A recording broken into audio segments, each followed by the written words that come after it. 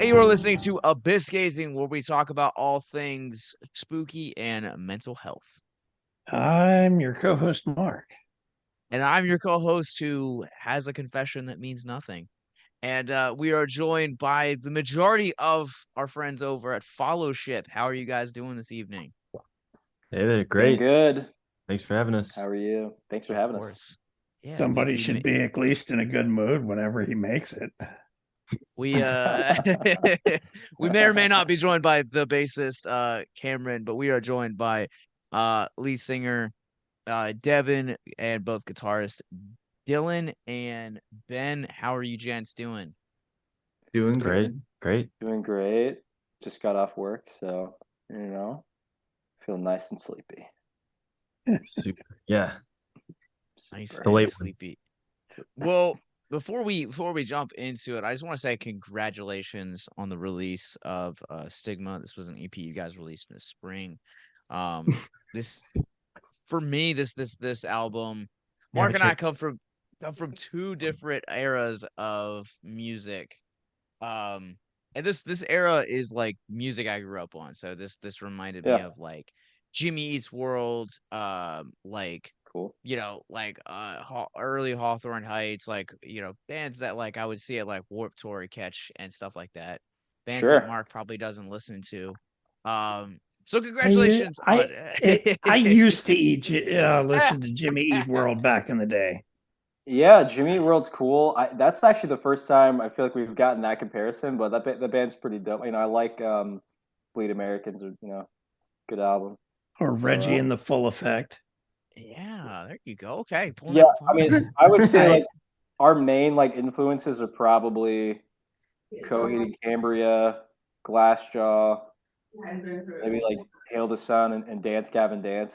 And like from the era that you're talking about, I like like Thursday. It's probably a pretty big one for me personally as well. I feel like I can feel Thursday in this. Yeah. I'm actually gonna go see them. They're playing in Richmond this week, so that's gonna be pretty hype. So on Thursday. I know. On Thursday, yeah. We'll record this ahead of time, so they will have already. Oh yeah. Been By in the time this comes out, I would have already seen them. But I hope the show was great for you. Oh, it was awesome. It was awesome.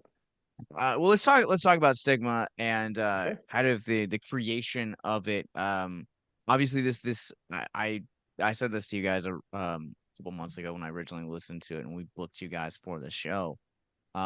This just to me is like I said when I introduced it, super nostalgic. Like these are bands that I grew up on.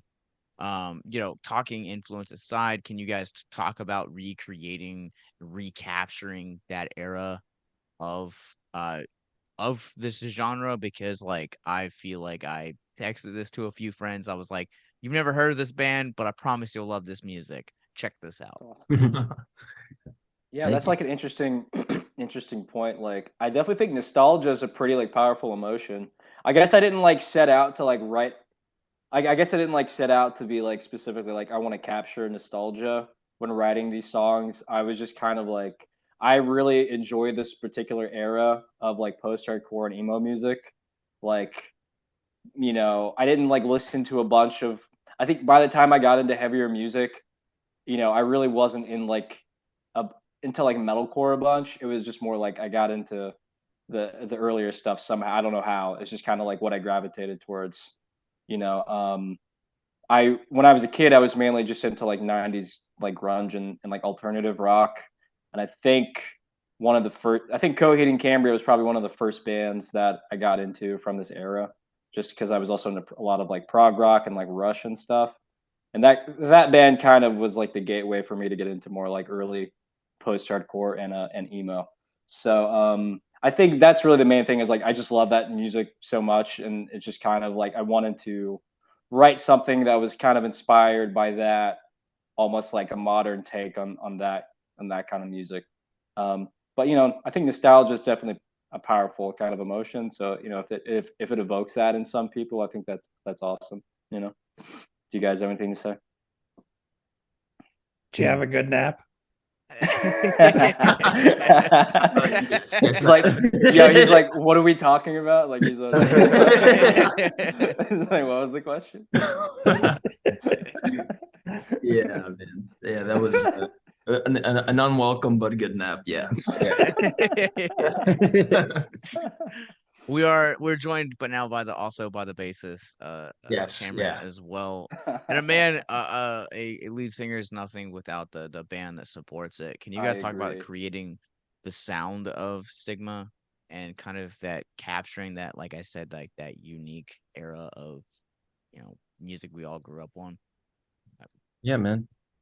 Well, I feel like a lot of it has to do with the energy that, that you put forth, and the mindset going into the music is kind of similar to a lot of the musicians, like a lot of the stuff that was going on in the scene at that time. With just some more up-tempo stuff and, a little bit bringing a little more like technicality into it. Yeah, something that really, really brings a lot of energy to the live shows and stuff. I just remember watching videos back in the day of, in the 2004 like VCR camera recordings of MCR, and just, kicking stuff and throwing things and just, sweating all over the place.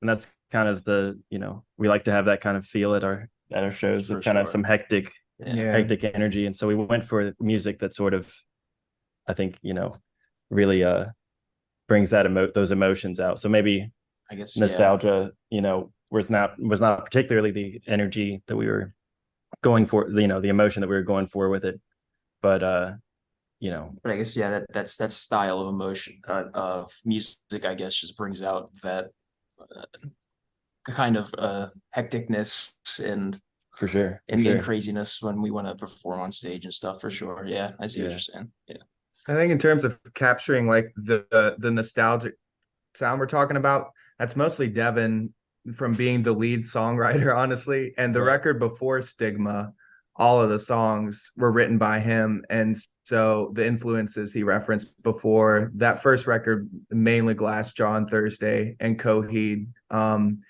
So that all kind of comes from his influence. And this one was like a little bit more collaborative. Like there were a couple songs Ben and I wrote like instrumental arrangements for.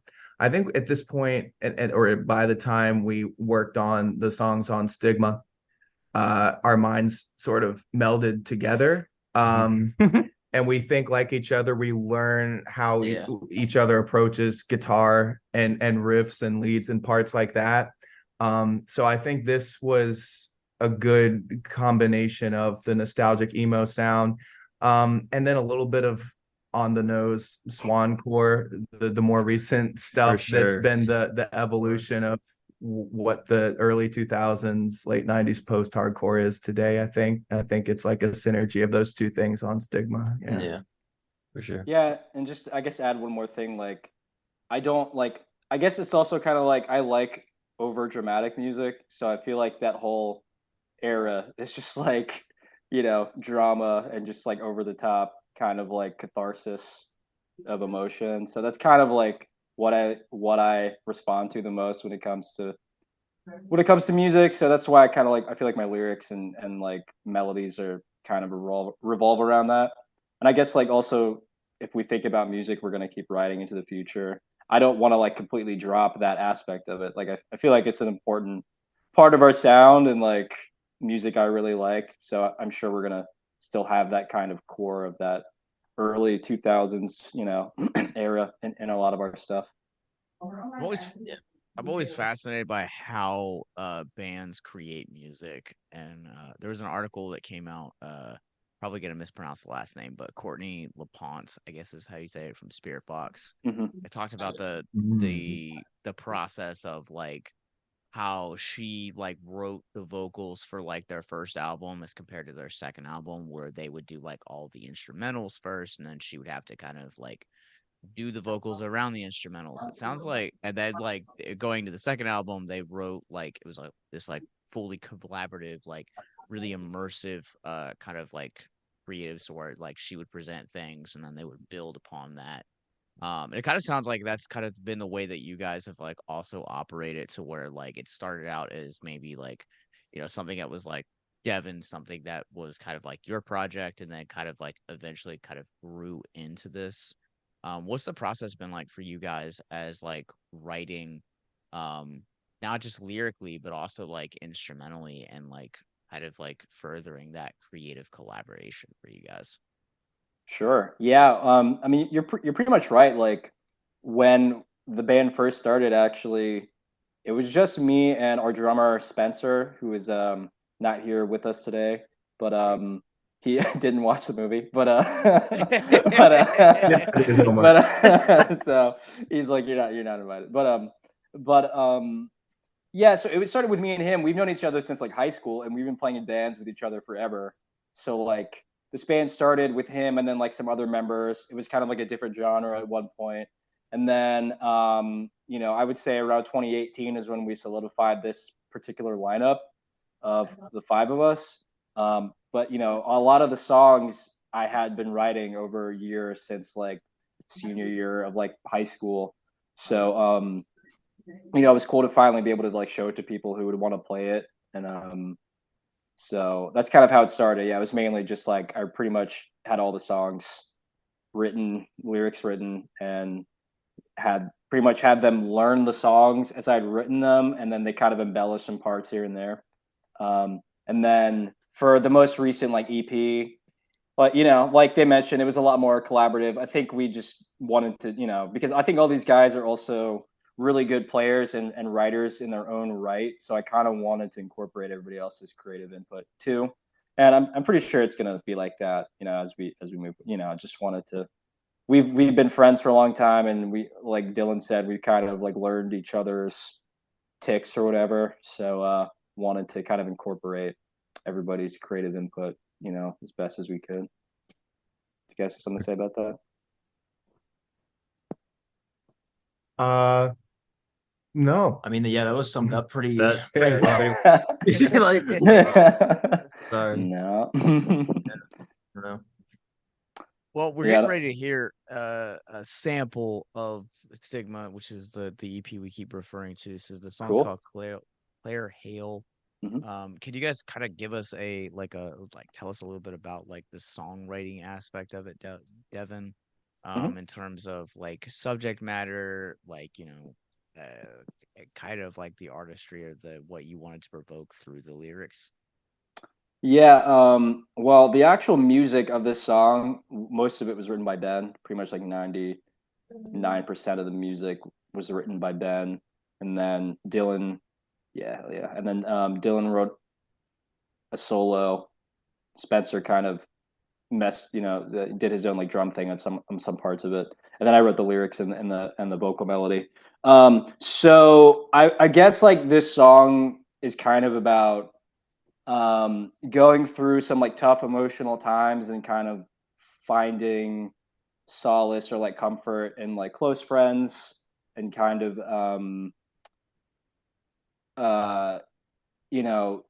this song, I guess speaking about this podcast, it does, a lot of the EP is kind of about mental health and relationships. So yeah, it kind of I would say it fits the theme of a little bit of what we're talking about. So this song in particular, it kind of leans heavily on like mental health, kind of being able to cope by having friends, and then like some of it is also kind of about, it's kind of self-aware and meta, and like talking about how sometimes writing about this stuff and singing it on a track could sometimes make it worse. I don't know how to describe it.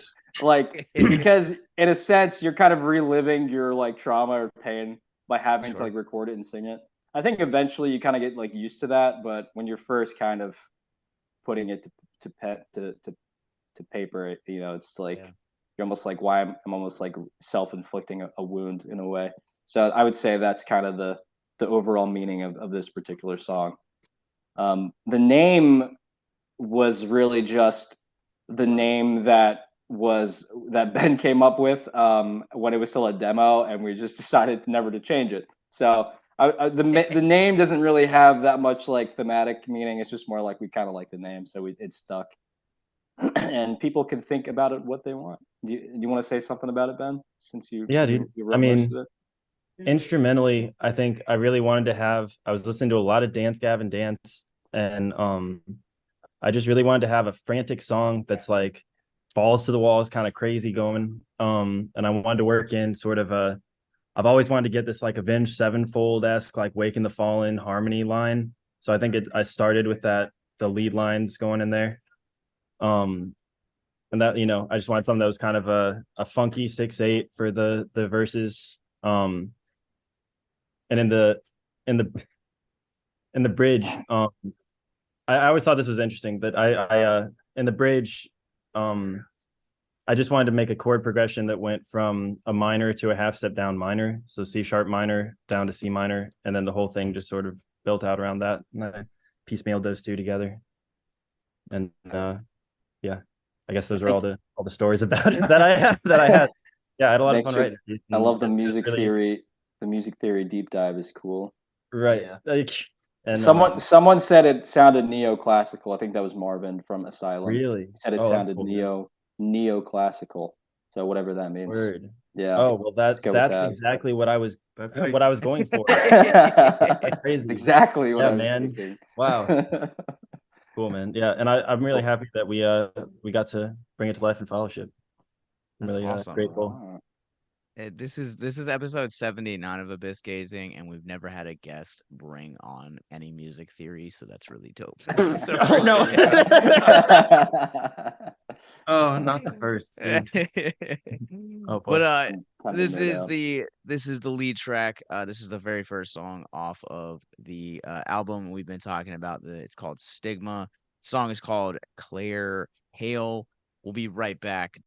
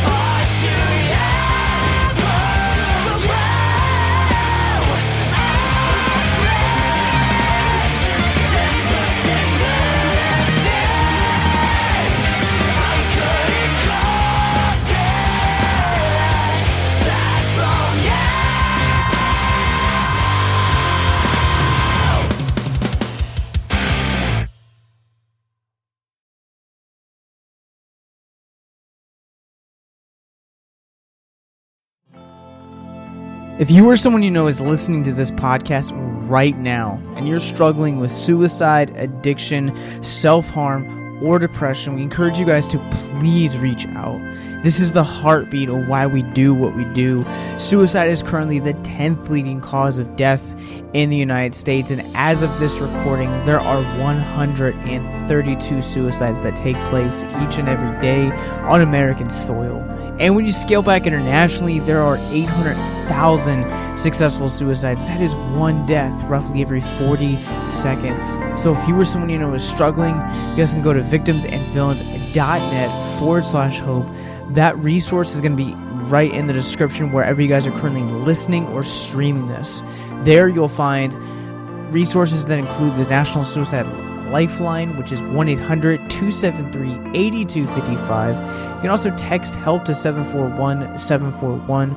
We also have a plethora of other resources, including churches, getting connected with counselors, LGBT resources like the Trevor Project, and also veteran hotline as well. Please, if you hear nothing else in this show, understand that you listening to this right now have value and worth. We get it. Suicide, depression, mental health, these are hard topics, and the stigma around them doesn't make it any easier. But please consider the resources right in the descriptions below wherever you guys are listening, because once again, you have value and you have worth. So please stay with us.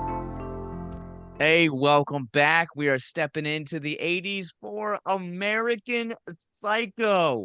What's going on?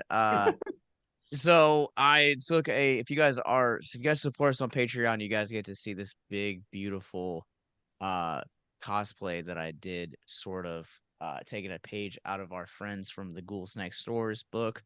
I tried to get as close to Patrick Bateman as I could. But yeah, so you guys, we let all the bands pick the movies that they wanted to cover, and everyone has had really great movie picks thus far. But you guys were so surprised that we had not covered American Psycho in almost 80 episodes. And let me just say, watching this movie back before this podcast, I am also as surprised as you guys are in terms of mental health conversation and horror. I'm like, why have we never talked about this? My wife was like, how have you guys gone this long and not talked about this? So there's a lot in this movie. Go ahead. I had only ever seen little clips of it. I'd never actually sat down and watched the whole thing before. Nice. Wait, what'd you think? Is this a first time for you? Kind of. Like I said, I'd seen clips here and there. So I knew what it was about. I knew what was going on. I'd never sat down and watched it. It's not one that just really caught my attention too much for some reason, even though it was as popular as it was. So I had never watched it before. Well, I'm glad we broke your cherry, I guess. What did you think about it? I mean, it's got its moments. It's funny. I thought it was more humorous than anything else. Yeah, like just preemptively before like the serious conversation, like the memes in this movie. Oh yeah, that are made out of this movie are like legendary. Oh yeah, there's tons of them. I feel like that's kind of most of the lasting impact is Dude, yeah. the memes that are shared about it. When I saw the scene with him walking with the headphones and it was Walking on Sunshine, I totally forgot that was the actual song in the movie. I've seen like there's so many clips songs over it. Right, there's so many clips of that scene with like random songs, or the part where it's So, well, I mean, if we're gonna hop into it, like, yeah, I mean, we, me, Ben, and Cameron watched the movie the other day on Friday. So, I mean, I guess my main takeaway, like, concerning kind of like the themes of the movie, like, as far as how it relates to mental health, I think the main character is definitely like a psychopath. I feel like the main conversation to be had there is like being a psychopathy is not exactly the same as like having a mental illness. It's kind of like a personality disorder. And a lot of what the character's dealing with is kind of like the results of him not having a strong personality and dealing like with the society he's kind of placed into. Because the movie to me is like mainly just like a satire on a specific era of American like capitalism and consumerism, and kind of like the type of person that could thrive or kind of thrive in that world, or like and how he deals with living in that kind of world. So it's to me it's kind of like the main takeaway. You know, he's able to kind of have this position of power in this company in a sense because everyone in the movies has like some element of psychopathy, and then he further breaks his mental health further breaks down throughout the movie because he's like realizing he's kind of like an empty shell. He doesn't really have anything else to live for, and he gets his rocks off pretty much from murdering people.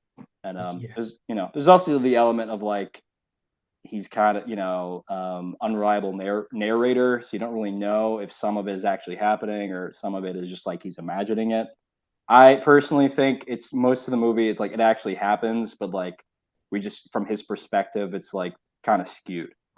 That was my main takeaway, but I wonder if you had any like specific questions or points you wanted to ask us about. I do. They've done some studies over the years and found that CEOs and people in those kind of positions that he was in have a very high rate of being psychopaths and sociopaths and stuff, right? Because they have to almost have that kind of ability to detach from the emotional side of making certain business decisions. Well, so like at the time we're recording this, like in case you're listening to this in like 50 years from now, one of the crazy things that like articles I read yesterday is like we're in the midst of like this like just recession and like striking, like so like obviously the for most profound like the SGA or the SAG and the WGA are the ones that are striking, but auto unions just went on strike too. And so like Ford, for instance, like the CEO of Ford did an interview here recently, and like their workers haven't seen an increase in 15 years. And so like this woman has like had several increases in her pay in the last few years, but she makes a cool $30 million now, and like doesn't understand why she like they're needing work, or like, and you read a lot of these like comments from like studio executives like thinking that like the SGA, or I'm sorry, the WGA or the SAG, like all of the strikes and everything that's been going on now, that like these people picketing are like delusional, or they're X, Y, and Z. But like I think a film like American Psycho kind of speaks to like the wealthy, like how detached from reality like we actually are, and like how uh out of like touch, Mark, to your point, like we actually can be. Because like here's the thing about like that kind of stuff is like like it goes back to that saying, like the rich get richer. Like I think everyone on this call could attest to the fact of like having to like endure the pains of like what we're currently facing as a society financially right now. And they did it. There's an entire TV show based around the fact that CEOs are kind of out of touch with everything. Undercover boss, and most of the time they go down to do these little peon jobs that we do and can't do them and get fired and realize that, oh yeah, we didn't know the impact that these new rules were going to cost, or we didn't know what these people were dealing with, and things like that.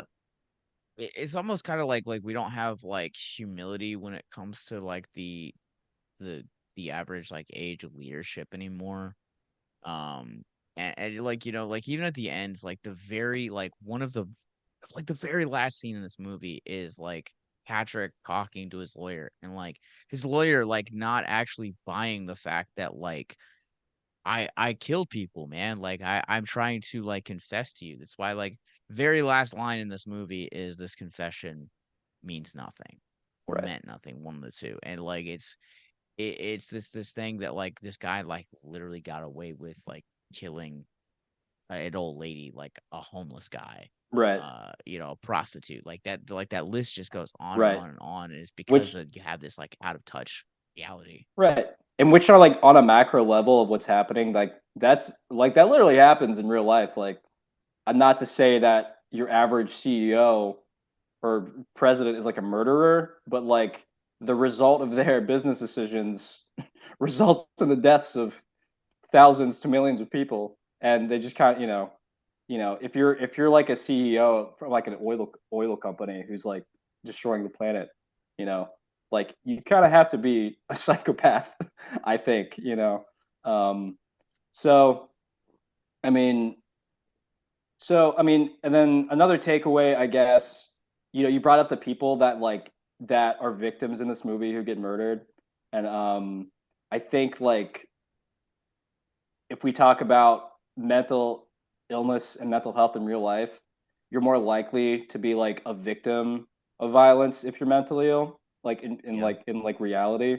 So like there, I think Ben brought up the point where like there could be like a stigma of like there's kind of like in a lot of horror movies, your typical like murderer is gonna have like some sort of, they usually frame it like he has like mental issues, or like he's you're crazy, you escaped from like a mental asylum, or like you had a really bad childhood, or some, if it's not like supernatural related, like if we just talk about like the more like human slasher killers, it's a lot of like mental health stuff usually. But in real life, like you're more likely to like be a victim of like domestic abuse or like murder if you have mental health problems. Like I'm sure the homeless guy in this movie or the prostitute in this movie, it seemed like they had some, when he's talking to the homeless guy, the homeless guy is not like all there. Like he's been homeless, he has an awful life. It could be the reason he's homeless because he has mental health issues, or like that's why he can't get a job. And then you have Patrick Bateman coming in and just kind of like taking out his power fantasies on this guy. And completely mocking the dude while he does it. Right. Yep. Right. For sure. Did you want to say something, Ben? Yeah. Dude, I mean, I do think about, I wanted to follow up what you just said, but then I got distracted by what you were saying after that. Oh, wait, what?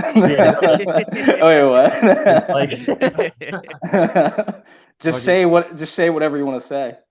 Yeah, dude, take it. Yeah, with the stigma. Well, yeah, I wondered if it sort of, that movie, especially with its cultural prevalence, sort of helped support a negative stigma against mental illness, because people who don't know a lot about like how mental illness actually is would see this movie and be like, oh, this guy, my buddy, I don't know, just got diagnosed with something. I better stay away. Like he might try to stuff a cat in an ATM or something, and like, that's just not, I just wonder, but I said that and thought about it a little bit, and, it is pretty obviously satire.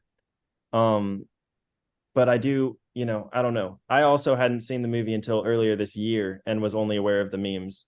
And, I didn't really know like what the deal was with him.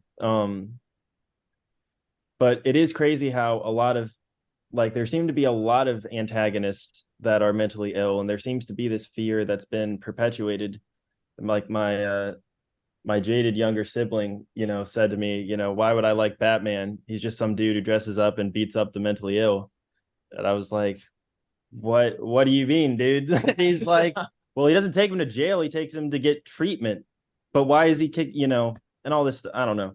it was something that got me a train of thought I went on with this, seeing this movie. There's kind of a connection there because Christian Bale, Yeah. was both. Right. So Patrick Bateman's almost like if Batman went, evil, I guess. Well, they apparently had a Batman storyline where oh dang it. Are you gonna say Alfred he kills the Joker? No, yeah. Where Alfred came out and said that it was him and a bunch of actors doing all this stuff so Bruce could have a purpose. That's wild. It is a 2-issue arc. That's it. That's it. 2 issues. That's wild. That sounds like, I mean, that sounds like a weird twist, not gonna lie. Yeah. Jesus. Well, it's almost like did y'all read the Ultimates? Loki did that to Thor in the Ultimates as well. They convinced everybody that he was just some crazy dude who thought that he was, a god of thunder or whatever, That's awesome. This is now a comic book. This is now a comic book. I don't know. I guess we went to the yeah, because anytime the Ultimates gets mentioned, I believe it was one of my favorite comic villains, like completely brought that universe to an end. Magneto. Oh yeah. Magneto in his prime was just pure annihilation. He was the best. Hell yeah, brother. Him and Prime Apocalypse were my 2 favorites. Oh yeah. I want to go back to something. No, you're good. I No, want to you're go back good, to dude. something that Ben said, like how this movie like portrays like mental illness and like mental health. I think it's such a fascinating take that you have on this, because I 100% agree with you, and I think this movie is such a great allegory for like, even like this is like not only a satire, this is a 80s like timepiece. I guess period piece is a more appropriate, but like I think even now, like being in 2023, like this is how we like view people with mental illness, or like people that are crying out from suffering from depression, anxiety, suicidal desires, addiction, etc. Like we kind of look at them the way that the lawyer looks at Patrick in the closing frames of this, or the way that some of the other people that he interacts with throughout the course of this, like we don't know how to take them, or like we have these like another like scene that like comes to mind is like he's I don't remember the character's name, but he's the character in the bathroom that like essentially like tries to like make the pass at Patrick, and he's like not sure how to like take it. Like I think that's also kind of like another like way that we look at like mental illness, or like people with mental illness. Like we tend to like either look at them for something that they're completely not, to avoid the issue at hand or the conversation that we want to have, or we have this tendency to just kind of laugh it off and be like, oh no, you're like, this is a joke. Like when someone tells you that they're suffering from depression, or that they don't want to live anymore, that's not a joke. They're not seeking attention. They're seeking affirmation. They are seeking for legitimacy, to be heard, to be valued, to be someone that they are, just to be heard. Because 9 times out of 10, like depressed people are depressed because they don't feel seen. At least in my experience, I don't know if other people have other experience, but like in my experience, like when I was depressed, and when I still have depression fits, but like when I was like severely depressed to the point of like suicide, like that's what I needed. I just needed validation. I just needed someone to like hear me. And like that's also been the interactions that I've had over the years as well. Yeah. The first time I watched the movie, the lawyer scene was so shocking. It's the plot twist when you realize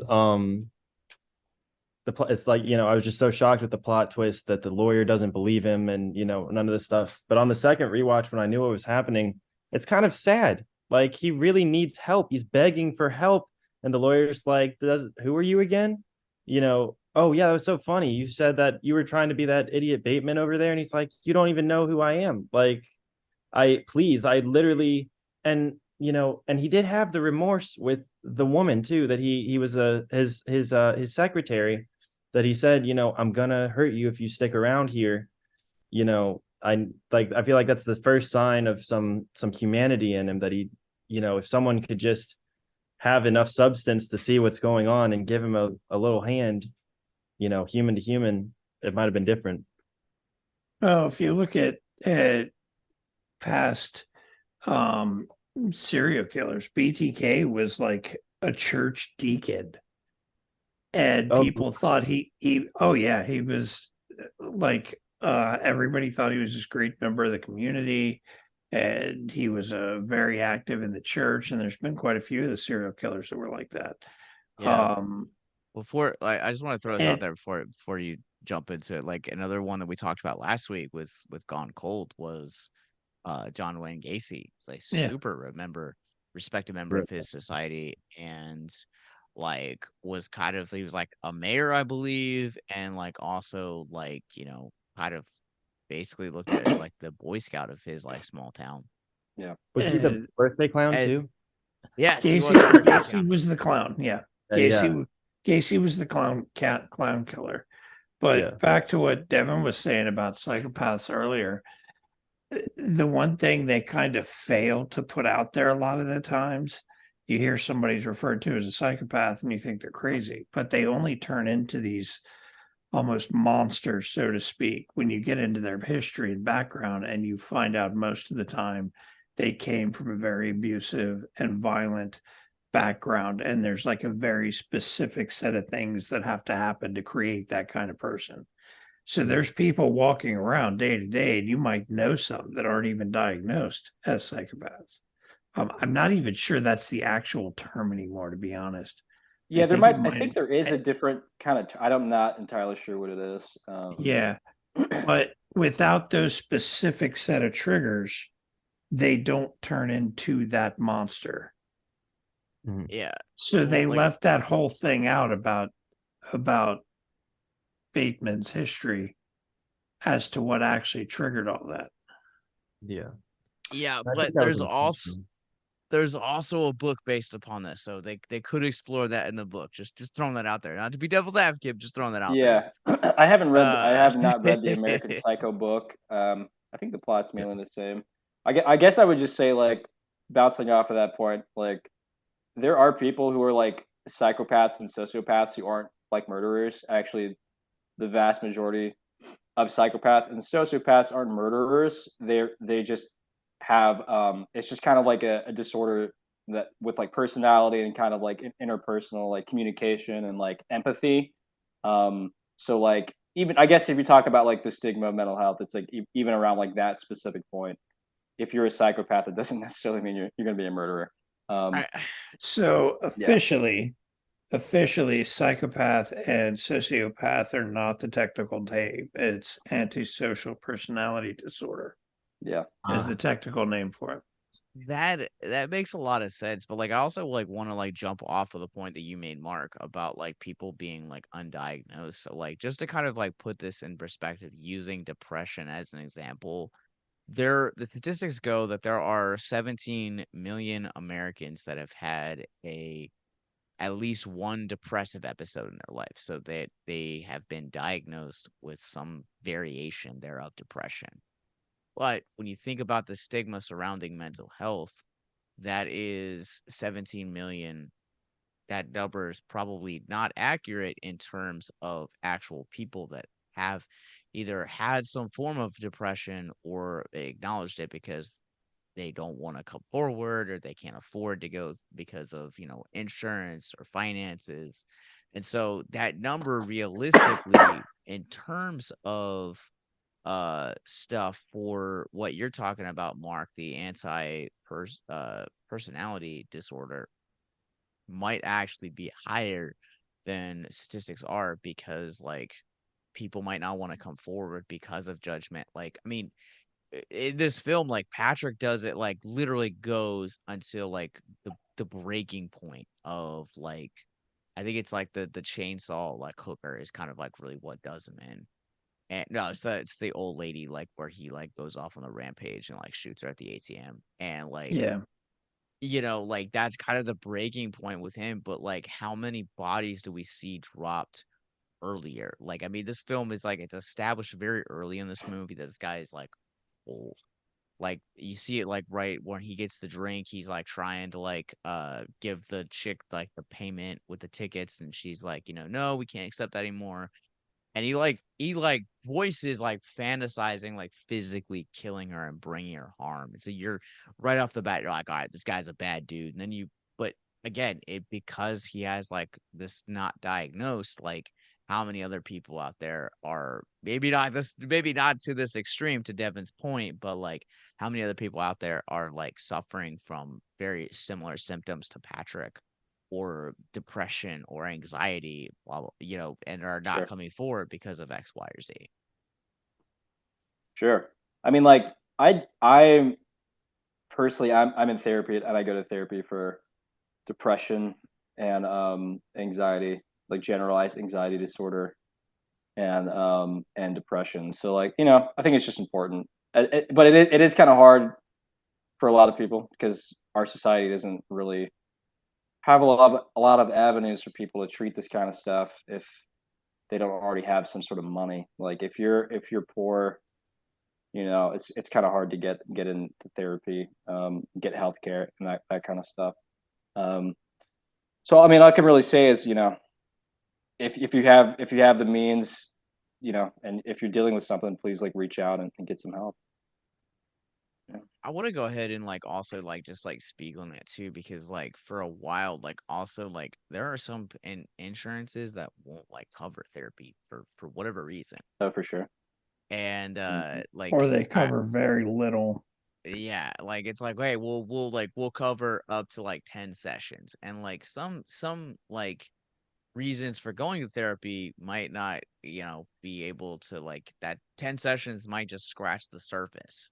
Yeah. Right. So you're not bringing like real healing. That's like the equivalent of like telling a cancer patient, hey, we'll pay for up to 2 out of the 4 chemo sessions that you need, but you got to pay the rest out of pocket. Like that just doesn't make sense logistically.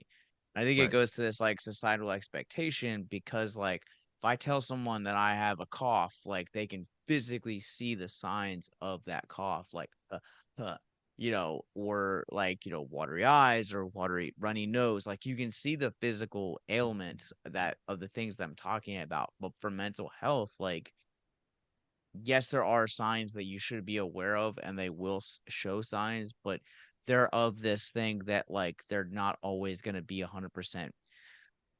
Excuse me. You're always going to be 100% present, because we are the masters of our own disguise. Like we create the image that we want the world to see. Right. It's a lot more And subtle. yeah, exactly. And so like I think also like therapy plays into it a lot. Like, going back to like the conversation about corporate greed, our mental health system is currently effed, but I want to offer it as an alternative. If you guys are listening to this right now, there is a link in our descriptions along with links to check out Fellowship, but also at the same time to check out our mental health resource library. All of those resources are free. They don't depend on insurance or anything. They are just there to let you know that you're not alone and that there are resources readily available. Cool. That's awesome. Hell yeah.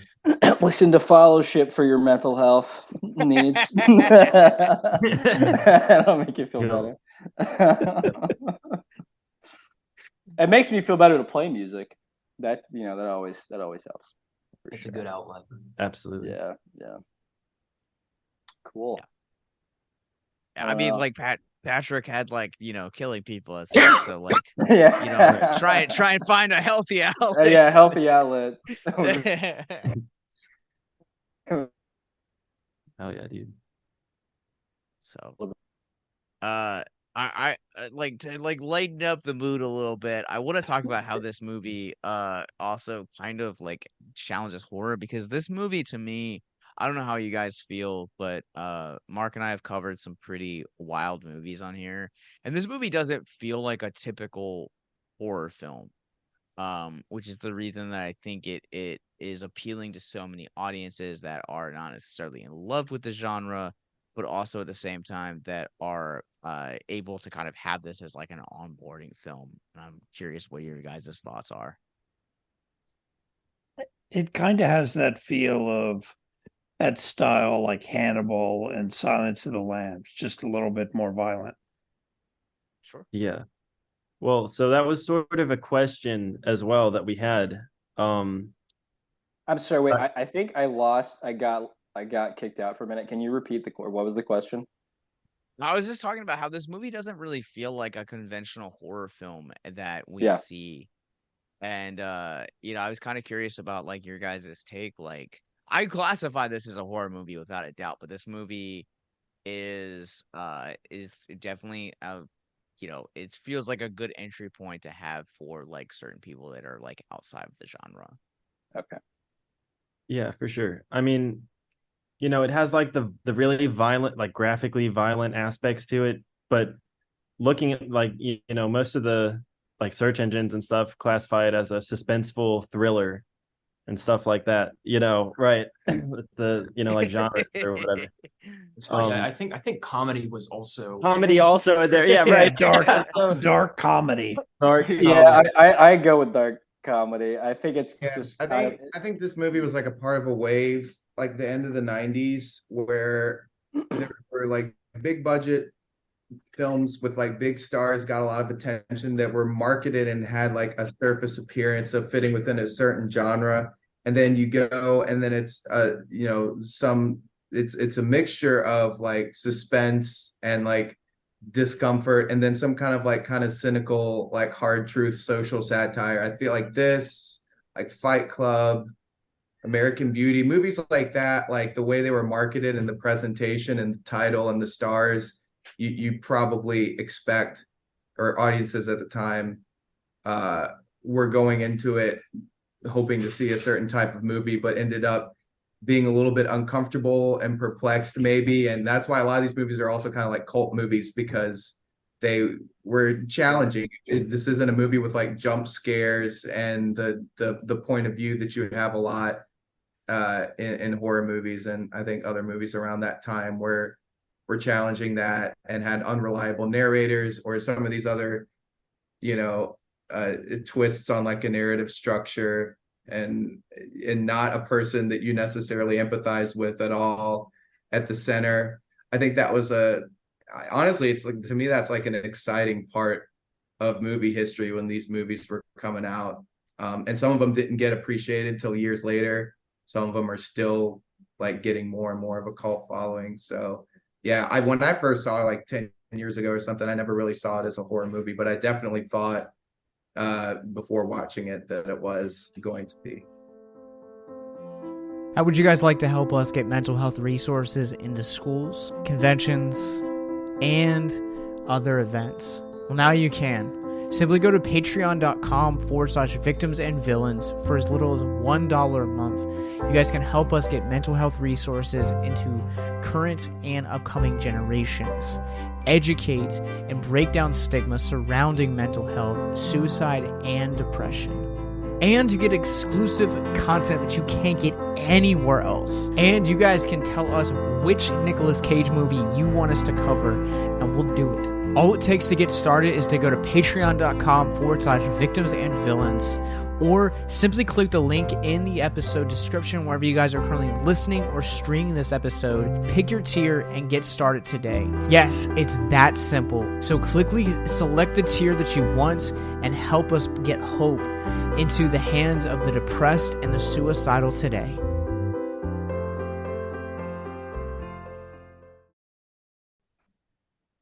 Yeah.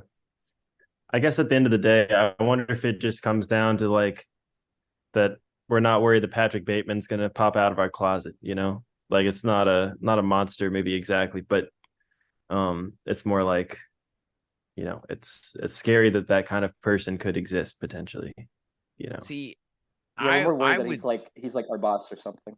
Right, exactly. Yeah. I'm like, yeah, you're worried you know him. Exactly. This guy owns my company that I work for.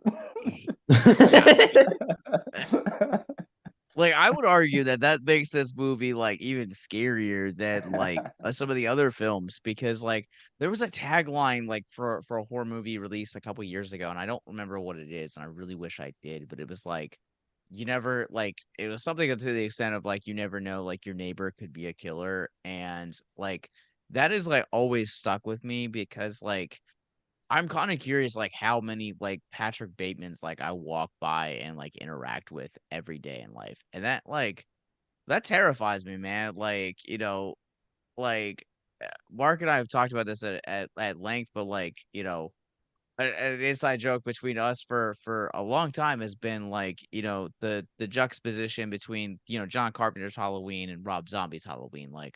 Zombie basically is like, I'm gonna explain in detail why this kid's all sorts of messed up, and Carpenter's like, nope, we're just gonna make him a guy in a mask and he's gonna be terrifying. And I think that's like the not having a reason as to why someone does the evil that they do is absolutely more terrifying than any guy that just kind of like breaks down and you like know all of the motivation. Like that is absolutely terrifying to me. So, on that note, the average person, and I just looked this up just because it was fun. The average person walks past 16 murders in the course of their lifespan, with a guess being 3 to 5 of them being a serial killer. Humor me. What is the like average like? What is the serial killer average for the United States? Just out of like curiosity, because that's I think it's 50 something active ones at a time. I think it was my uncle that told me that, and he works in law enforcement. All right, are any of you guys gonna kill me or Mark? Not yet. No comment. So wait, so there's how many people do we have here with us? There's a total of 6 of us. So like, I guess what's the percentage? Like, what's the chance that one of us is a serial killer? I don't know. what's our murder? I don't know. I mean, Mark, for all we know, we're 78 episodes deep at this point. We probably have had a guest or two that might have. I'm pretty sure none of my friends are murderous. I think I would have noticed by now, unless they're like really good at hiding it. Again, BTK was an active member of the church. True. Nobody also, well, some of us grew up in the church, but we have since distanced ourselves and left. So maybe that's a good sign. I don't know. Also, just throwing this out there, it hasn't been brought up in the conversation, but Zodiac was a guy that like literally baited the cops for years and like didn't actually end up getting caught until like I think like 2 or 3 years ago. So it was real recently. Yeah, like, and he's like dead at this point. Like I think he died in like 2012. I was like, wow, dang, all right. So they don't know for certain who Zodiac was. They have suspicions. No, they have 100% confirmed it. It was like, as Ben said, it was like within the last like couple of years. So I remember seeing that and like not believing it because when the Zodiac movie and I first became aware of him, like when I first saw those, that was one that I like got a little more scared to walk around at night. Like, man, that thing was intense. He had the outfit and that seemed when I did my research, it seems like he did actually have like a hood or something that he wore for a couple of the murders that were really weird. But just the idea that it could be anyone anywhere. It goes back as far as Psycho with the woman in the woman that played that, the actress who played the woman in that thing said that she can't take a shower anymore. She only takes baths because it traumatized her shooting that film where she gets murdered in the. Oh, really? Yeah. I didn't know that. Also, so Zodiac still isn't officially confirmed. They have a very thorough kind of theory that it was somebody specific, but it's never been confirmed. Word. I wonder if serial killers are even able to elude the way that they used to. I don't remember what stat you shared earlier, but that surprised me because I thought in the age of cell phones, it was like next to impossible to get away with more than one murder. I mean, we all have tracking devices in our pockets at all times. And if you don't possess one, I feel like that is enough to make you a person of interest if you're like, you know what I mean? Think they have, not all of them, but I think they have a tendency to have extremely high intelligence too. Yeah. That's part of the way they can pull off what they do. They just had one a couple years ago that was captured. I wish I could remember his name, but they know he killed over 100 people. And they had been looking for him for decades and finally figured out who it was. And this was just a couple of years ago. So the thing that I find interesting is that they've almost become part of pop cultures and celebrities in their own right. Which this is kind of like where we also like get into the rabbit trail of like how we celebrate mental illness instead of like looking to like actually treat it, because we're podcasting right now, but also like we're sitting here discussing mental health and like sharing like actual like mental health education. And here's the thing is that like this will probably see this like number wise, like there will probably be maybe a few thousand people that will hear it. You go on and you detail the brutal like dismemberment of like a family of 4, and that will probably be in the millions. Like we have this like unhealthy obsession with like violence, and like you said, like Mark, like we celebrate these people now. Like I there were so many articles that came out when that Dahmer series came out last year that like were like, hey, like we were family members of these victims, and like we're having to like literally relive this trauma every time you guys decide that you want to make another production about it. Well, they actually back in I think the 80s, it's either 80s or early 90s, HBO did a series of interviews with Richard Kuklinski, and they're all on Max, all 3 of them. He was a mob hitman and serial killer. And it's interviews with a psychiatrist. And at one point he asked him something, and Kuklinski just kind of looks at him and grins and shakes his head. He's like, "You almost did it." He's like, "I did what?" "You almost set me off right there." And you could kind of see the look on this psychiatrist like, oh shit, because Kuklinski was huge and they could not have gotten there fast enough to stop him if he had snapped. And he knows he killed. I think he said in court or an interview or something that he killed well over 200 people. He wasn't even sure how many people he killed, but all 3 of those interviews are on the Max app with him, and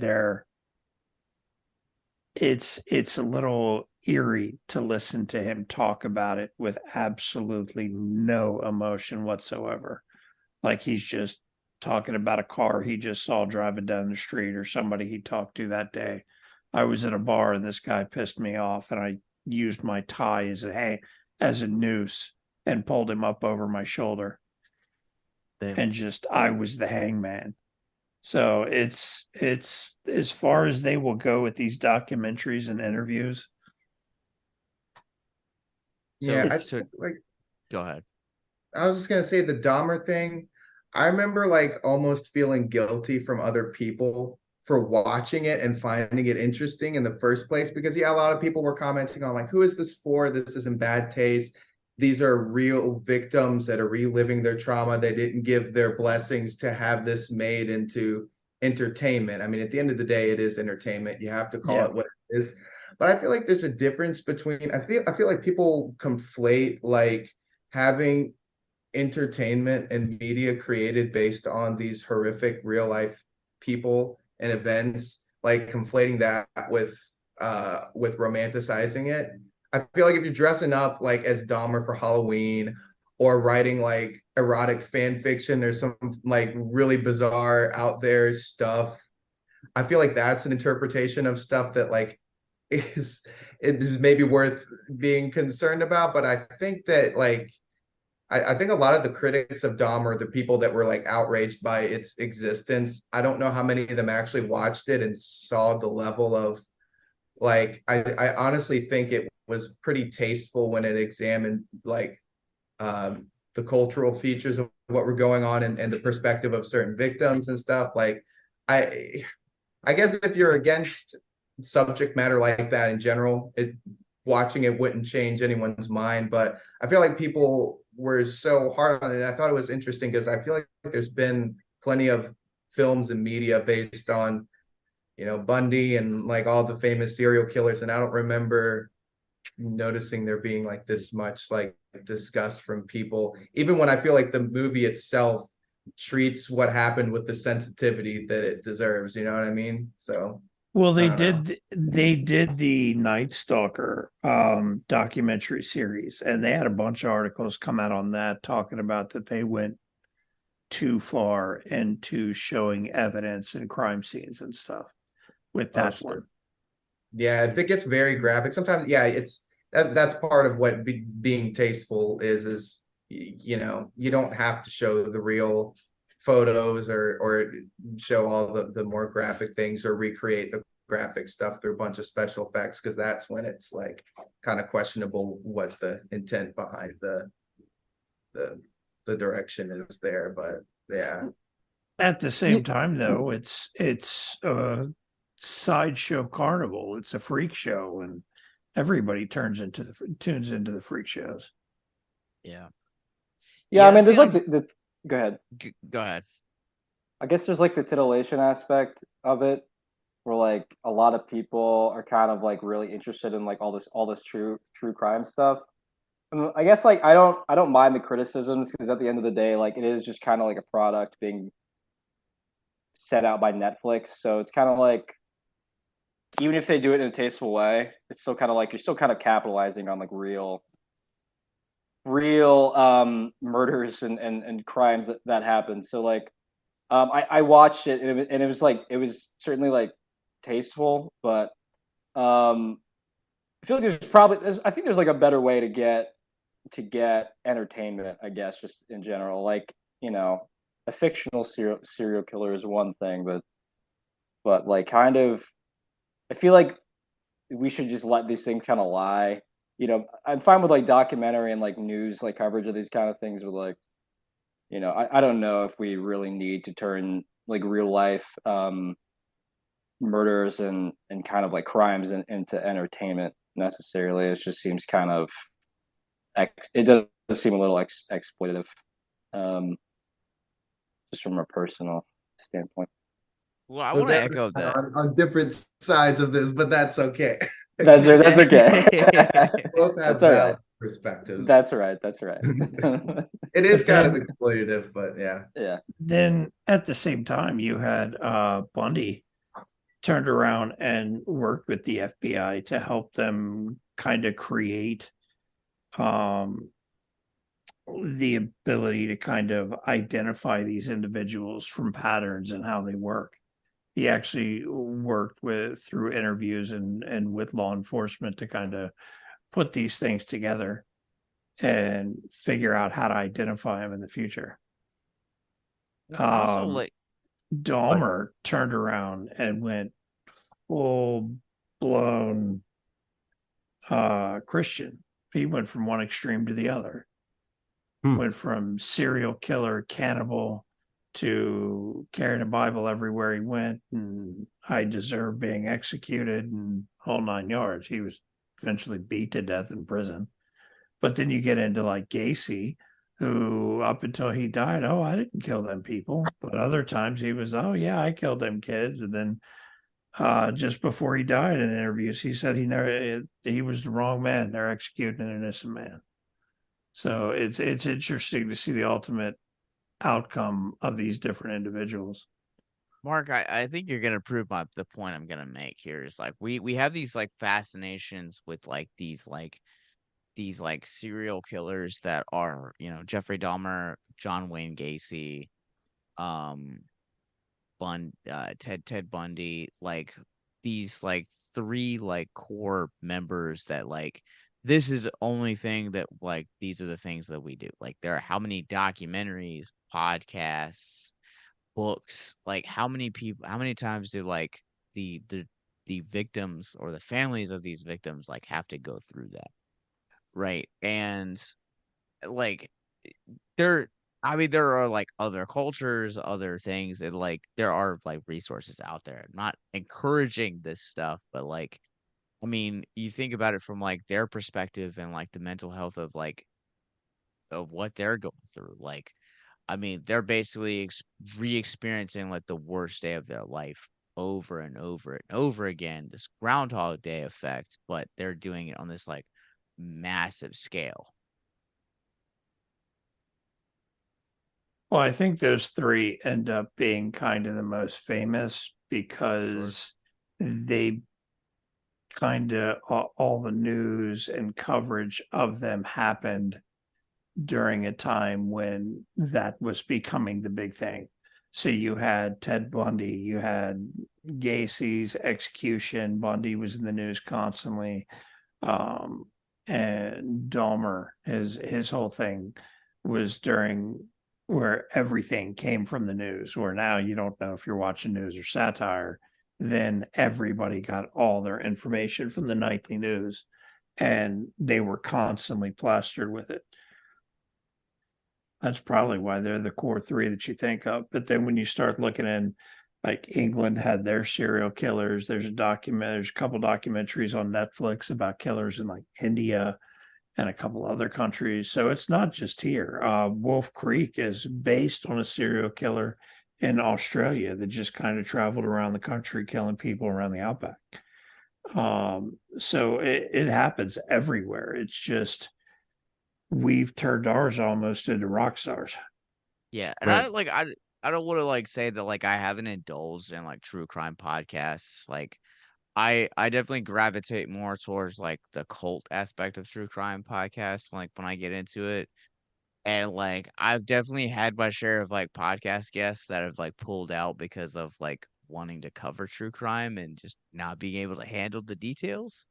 But I think like as I've matured and like as I've like wanted to like you know, I've gravitated away from that. And just because like considered like a lot I think last year we talked about the John Wayne Gacy not Jan that the Dahmer effect of that Netflix series and like those victims like essentially having to relive all of those things, like the families. Um, but yeah, like you said, like Mark, like the rock star effect of this is the fact that like we do glorify like the true crime aspects, and that's because like when these things were starting to happen, like we didn't have a term for serial killers. Like serial killers is still like a relatively young term. Had one I until don't like the night 70s, I think. like the early like late 60s, early 70s was like when it like kind of like really started like being into like full bloom Well, and like actually that's what started. Mindhunters is based on, Hmm. is them developing the whole identification techniques and the whole process and learning about serial killers and actually figuring out what this whole thing was. That's what the whole series was based on those actual events and things. Loosely, obviously, but yeah. Yeah. I also like want to like jump back into like how like true crime and mental health, like how it like ties back into American Psycho. I know we brought up the scene with the lawyer at the end where like Patrick's confession is kind of just going on deaf ears. But I think it's kind of like also how we like can sometimes take true crime and like how it affects our own mental health is like we think that like I don't know maybe we think that like this truly can't be as horrific as it sounds because like someone isn't capable of these like vile acts and like curious to hear how you guys kind of take that, like, true crime like obsession that we have as a culture and like how it affects our own like mental health. That's interesting. I've never really gotten into like a lot of these. Like, I've never really listened. I don't think I've listened to a single true crime podcast. It's just something I think I missed the boat on that. I think a lot of like what you're talking about with like valorizing these killers, I think it's like part of it is kind of like they became popular in an era where like there was like a lot of suburban panic kind of happening in the country. So it was like serial killers, satanic panic, Christian right, all this kind of like free speech and like parental advisories kind of stuff, like worrying about music and like their people's kids becoming killers and stuff like that. So all this kind of comes from a similar kind of cultural context, which is kind of like this a lot of like pretty much suburbanites kind of worried about their kids. And then like, but there's always like an aspect of just kind of like things that you're not supposed to find interesting, you find interesting anyway. And like, specifically with American culture, we're kind of like surrounded by violence a lot in our like media and movies. So it just kind of makes sense that the next kind of step is like finding entertainment from real life violence. I mean, in the 80s and the most like the blockbusters like extremely violent action movies, which I love all those movies, so I'm not like trying to like criticize them. I just mean like there is kind of like a specific fascination with violence with American culture, and kind of like it probably stems from our military and our police. Sure. So I think that's kind of the main reason why a lot of people valorize these kind of people. I mean, yeah, I don't really have a lot of like close connection to like listening to true crime. I don't know. Do you guys have you guys ever listened to anything like that? I mean, not a lot personally, but I mean, my girlfriend Michaela had listened to a lot of true crime. She was really into that stuff. I can't say that I have like tuned in and like listened to a whole bunch of it with her, but I mean, I guess just like on that, it's just interesting because I guess thanks to a lot of this media, like we've definitely become pretty desensitized to violent things like this, and we just see it as entertainment. As well, I mean, the people that listen to it just see it as entertainment and just stuff to listen to. But I mean, I guess I don't know. I wonder if they take that extra step and like think about that this stuff actually happens, or that I don't know. Yeah, I think that's why it's entertaining. I think I've listened to some of them before, not in a long time, but I think it's interesting to like figure out why people have the extreme problems that they do. Yeah. I mean, that's why it's entertaining in the first place, is because they're real people. Like, oh my God, how was anyone capable of this? And how did they get there? So whether or not that is detrimental for us to explore and spend our time and energy like taking in that information, I don't know. Yeah. If it's necessarily healthy for us or not. Some people actually like will consume true crime media as a way of like unwinding, which like I don't know. That seems like a weird way to unwind. But to me, it's like actually like very intense and thought provoking, and if you're actually fascinated by certain disorders, like it can, I don't know. It's I didn't have anything else to say but that, but yeah, I mean, I guess it's like a boring answer, but it's just like moderation is like with anything else. It's just like if you're gonna consume it, it's just like it's I don't have a problem. It's just like keep you probably don't want to make it your whole life's purpose. I wonder. I feel like if I listen to that stuff a bit too much, I would get pretty paranoid. Yeah, and it can cause you to like jump to conclusions thinking about people in the real world that have certain or personality traits, like it might. Yeah, it's a good point. Yeah, For sure. You just might think, yeah, you walk around the corner and think anyone is a murderer, wanting to eat your guts or whatever. Yeah, I don't know. Like Patrick Bateman. Yeah. Right. Yeah. Yeah. What are you gonna say, Ben?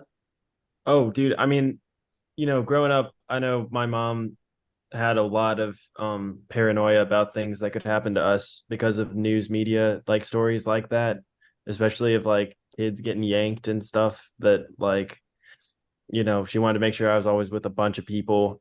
And she would give me the thing I was not supposed to do and the horrible thing that happened to the people that, did that. And I almost wonder if that's something like, if there's almost a survival instinct that goes into, consuming some stuff like that so that Yeah. what not to do, or stuff like that, or something terrible that might happen and that could happen in this situation. But I think it's just the same. Like, I don't know what chemically releases when we're scared or anxious, but I mean, it's got to be, You can get the endorphins in there. the That's why endorphins. people, you watch a horror movie just to like get, a little rush of excitement. Yeah, and with the news is, it's always like cranking up the concern, Mm. Yeah. to make sure that we're always on our in our fight or flight mode as much as possible. And yeah, sorry, go ahead. no, dude, you go. I got it. I was gonna say, like, to bounce off of what Devin was saying, like they've done like statistics where like horror movies are actually viewed as like a healthy release for mental health. Because you're basically left to like face these fears, but like in a controlled environment. So like you don't have to feel like you are terrible, or that like you can't, like, it's not as safe as spice, because it is. Like, I mean, you're among peers, or you're by yourself in the comfort of your home. Yeah. But like I've never actually like thought about it the way that you just put it, Ben. And like I don't know if any of you guys are fans of the Netflix series. I think you should leave, from Tim Robinson. Robinson's, yeah, I know Yeah, that. but Yeah. there's a sketch where like every time he picks up a baby, and like the baby always cries. And like the entire thing is like him just like trying to convince everyone that he's not a piece of shit, but he used to be. And that's how I feel with like when it comes to like talking about true crime, is that like I used to be like obsessed with this stuff. And like like it's only been the further I get into my advocacy here with victims and villains and mental health, and kind of like stepping outside of myself, is like I'm kind of being able to see like how families are affected by this, or like how generations are affected by this, and like how this is being generationally affecting like mental health. Like, and I would say the same for like the victims of Patrick Bateman, like how they're affected, if this was, a biopic. Um, but like also like on that note, like I've never like viewed it in that way, and that's like a really interesting way to like look at it. Ben, talk about it in this regards of like this is like a study of things like not to do, but then you also have like movies that like, to Devin's point, that you can view it in like a controlled environment that are allowing you to face those fears that you have as well. Yeah, I mean, it's just like, you got to take anything in its like own individual context. Like maybe some people are okay, like some families might be okay with a true crime documentary talking about, something happened to them. Some might not. So I think it really just depends on like if the subjects of the documentary or whatever, or the movie, are okay with it. I don't really have a problem with that. It's just like, but if they're really not, if like, I guess in the Dahmer situation, it seems like the people of that family didn't really want it to be made. So, I mean, I guess in that situation, I would just like I would have went with their wishes. I mean, talking about that, they did have an instance a few years back. They did a documentary on one of the serial killers over in the UK, and they interviewed the victim's mom, and they kept interviewing her off and on for the documentary, and they wouldn't come out and actually say it was related, but she turned up dead a couple weeks later. And every time they interviewed her, she just broke down, had a breakdown. That's terrible. But they never would come out and say that, yeah, maybe we pushed a little too hard. That's awful. Yeah. Well, that's rough. Yeah. I think on that, though, that's gonna do it for us on this episode of Upscazing. I love a nice little downer. Well, we luckily we have something happy to pick you guys up. We're gonna leave you guys with one more song from our friends over here at Fellowship. This one is for the theater kids. And but until then, you guys can find where can people find you guys? We are pretty much on all social media platforms. We mainly post on Instagram and TikTok, so just followship-band on Instagram, TikTok, Facebook, Twitter. That's followship-band, and then music you can find us Spotify, YouTube, Apple Music, all the good stuff.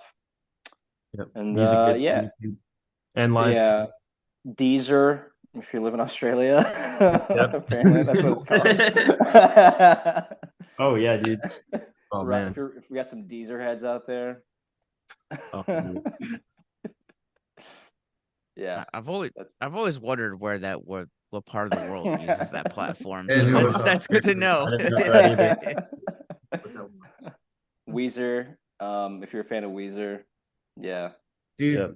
I feel like every metalcore band should prioritize Deezer then, because metalcore is huge in Australia now. Oh, for sure. Yeah. 2 years, like Australia was a Polaris, and I feel like I keep finding out about bands through Nicole that are from Australia, outside of metalcore too. But if that's a streaming service for that country, then I guess that's actually it's got to be a big market to focus on for that streaming. Yeah. I don't know how popular it actually is. The funny thing is, I think metal is big pretty much all over the world except the US. Damn. Yeah. Wait, really? Well, metal. I mean, like, it's still big here. It was just like it had its like commercial peak, like in the 80s and like early 90s. So like, not to say it's not big. It's just like it's kind of lost a lot of its.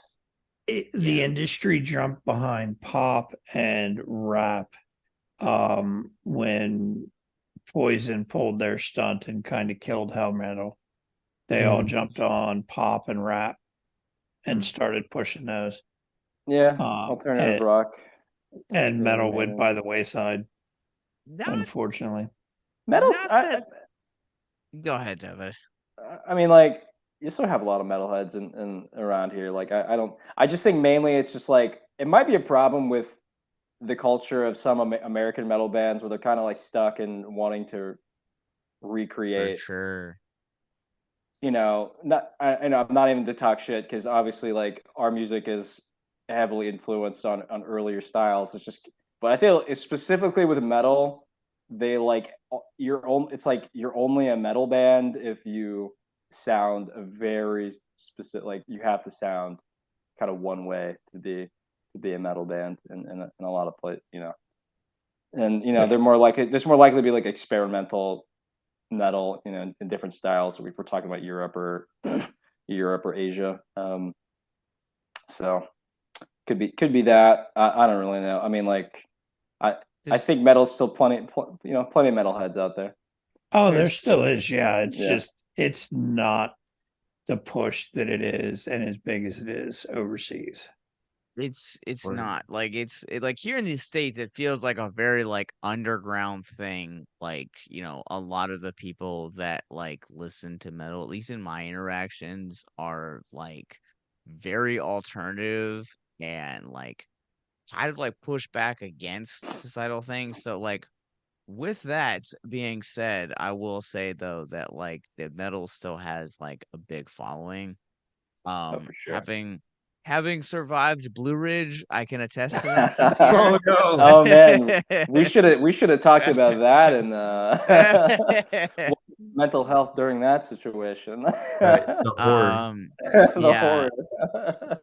My wife and I got the lucky end of the stick, so there Oh. are definite horror stories out there. We did not have For we sure. did not have the That's horror good. side of it. So, but And yes, of all things, I just like I had told you earlier, a couple weeks ago, me and my wife, we just moved to Mississippi a few months ago. We went to Graceland to go see In This Moment and Motionless in White.